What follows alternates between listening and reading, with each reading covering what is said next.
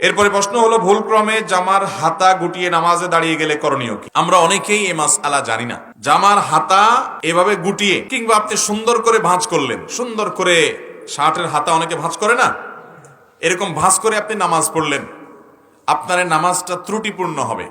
নবী করিম সাল্লাল্লাহু আলাইহি ওয়াসাল্লাম পরিষ্কারভাবে নিষেধ করেছেন যেন জামার হাতা গুটিয়ে কেউ নামাজ না পড়ে। জামার হাতা যেমন গোটানো নিষেধ, এরকম গোটা জামা আপনি উপর উঠে বেঁধে ফেললেন, বেঁধে তারপর নামাজ পড়লেন, সেটাও নিষেধ, একই কথা। অতএব জামার হাতা গুটিয়ে নামাজ পড়া এটা মাকরুহ, নামাজের জন্য ত্রুটিপূর্ণ, এটা জায়েজ নাই।